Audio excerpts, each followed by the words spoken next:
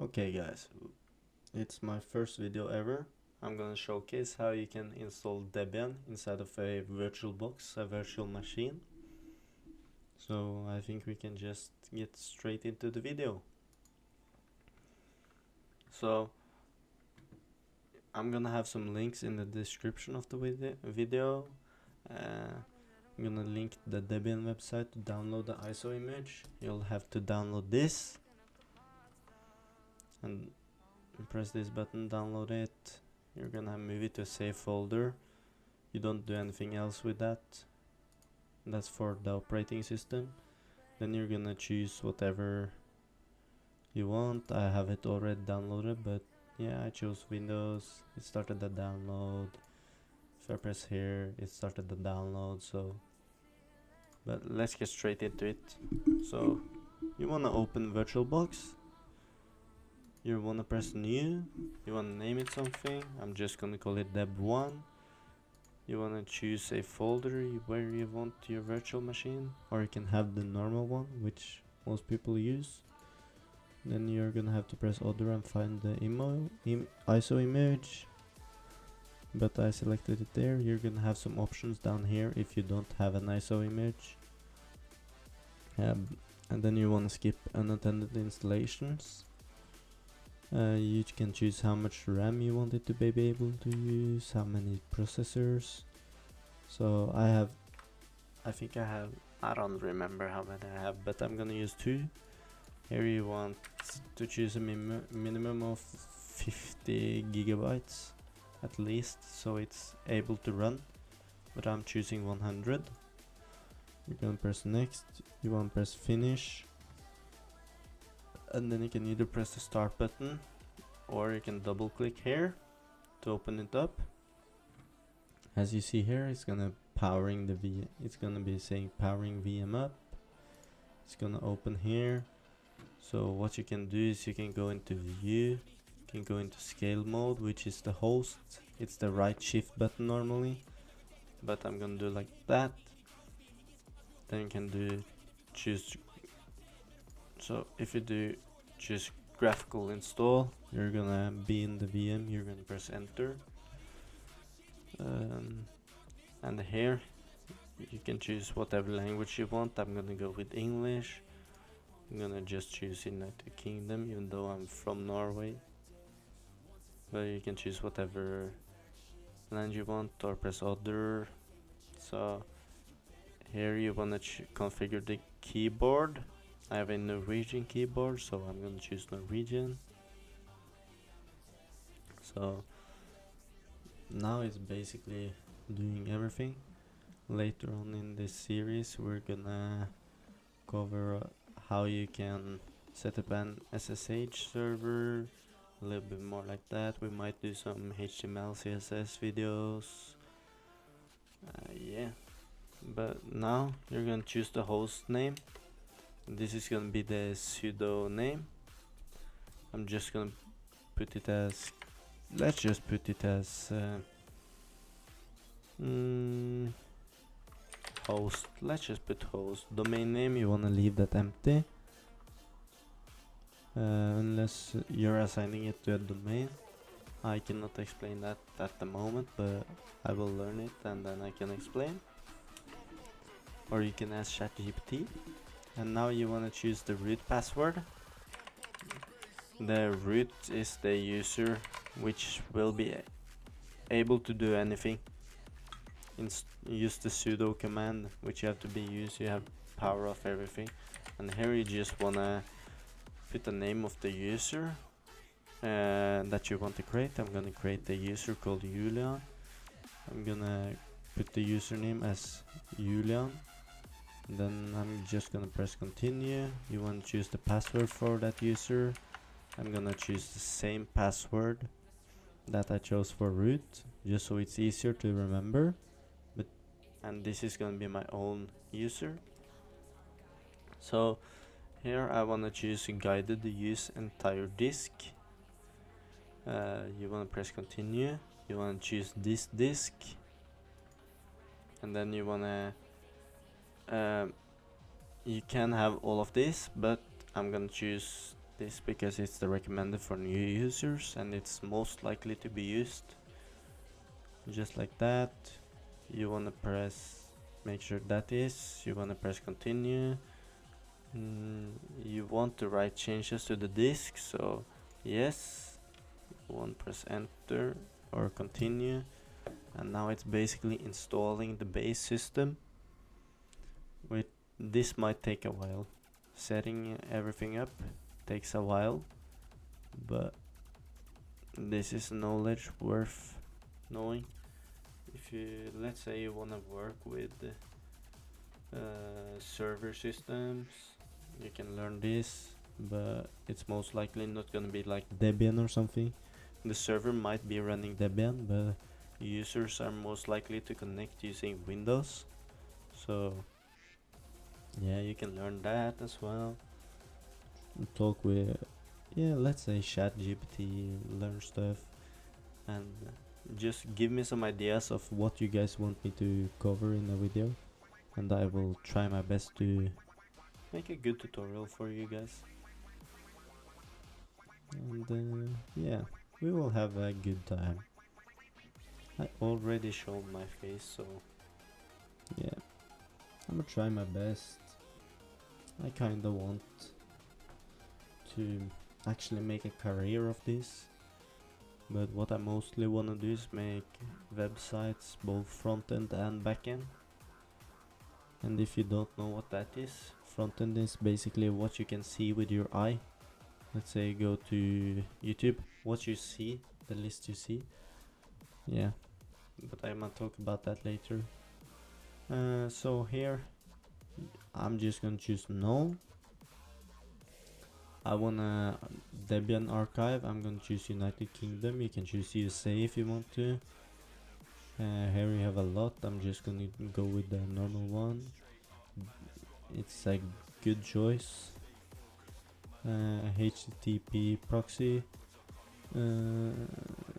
we don't need that, so I'm just gonna press continue. Okay, so I wanna, yeah, front end is what you can see and backend is what you cannot see. So that's basically it. That's the difference between it. Backend is like what's going on behind, and front end is what the eye can see on a website. And generally all types of program. Let's yeah, you can see all of these texts, and that is front end. It's HTML, CSS, but backend you have like PHP, everything. It's gonna ask you to if you want to participate in the package survey program, but I'm gonna not choose no and press continue. So here, so if you're installing a SSH server or a web server, you're gonna untick those and tick off SSH, but or yeah, web server, you wanna always leave this ticked on. But we're installing a Debian desktop environment, and here you can choose different kinds of Debian setups. Most used is GNOME. I'm gonna go with that, but I also like KDE Plasma. And once you're done, you can change that later as well. But yeah, you're just gonna press continue. You can mess with that later.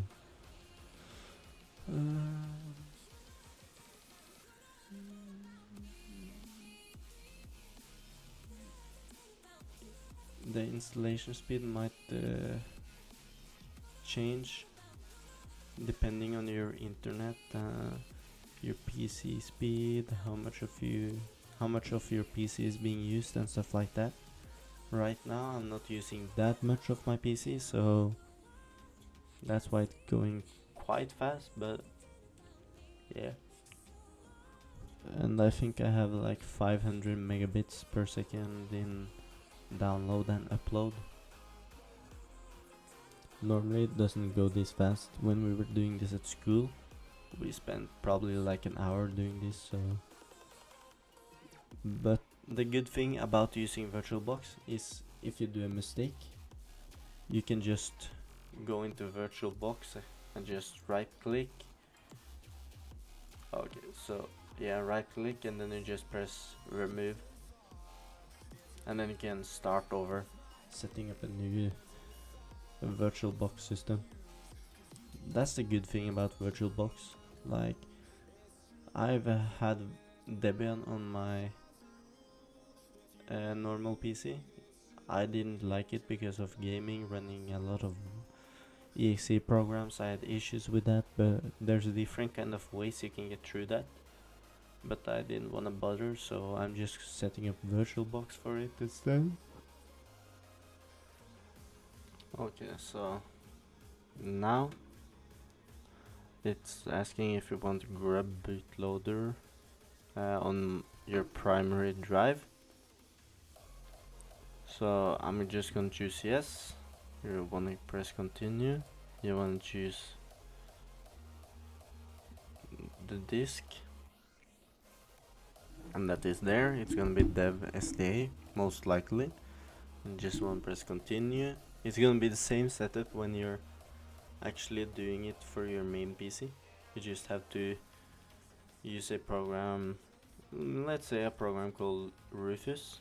You can use that, plug in a USB in your PC, turn that into a boot, yeah, and then you can boot through the USB into the operating system, install it in your PC, yeah. So now it's finished. So now you just have to press continue and it will reboot. It's now finishing. It's going to reboot the system, and you're gonna see this. Here you can either wait for it to automatic start, or you can press enter to make it boot faster, and then it's just gonna load up. So the operating system is basically downloaded.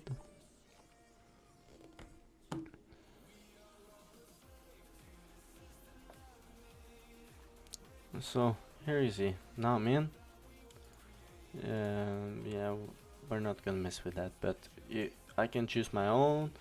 I can choose the password that you created when you made your user. You just want to do that. And now you're logged in. If you press the Windows, here is gonna ask some questions. I'm just gonna press next, skip, and then just do that. If you press the Windows system, you're gonna open this. You have Firefox. You can search up for terminal, and here you'll see it says Julian and then the host. So everything is gonna be under this. So let's say others wanted to connect. You would use your IP and then connect to the IP, and then you would have it connect to Julian as username and at host, and then the port where you have it, but we're not gonna mess with that. Something I like to do is open tweaks, and once you're in tweaks, I like to go to like Windows title bars. I wanna add like maximize, minimize for these symbols, these ones, because I know many people hate not having these. So like, yeah.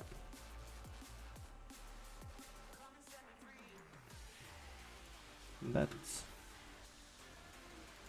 basically it. I'm just gonna choose like this, power off. I'm just gonna power off the system now. And that's basically it for today's video. I've showcased how you set it up and everything. I hope you enjoyed the video, and please give actually some feedback on what you guys want me to do. Say you want me to go over some HTML, CSS, Discord bots, anything. I will learn to help you guys learn. try to explain it in an easy way. But yeah, that's it. Have a good time. See you guys in the next video. Like and subscribe if you enjoyed today's video.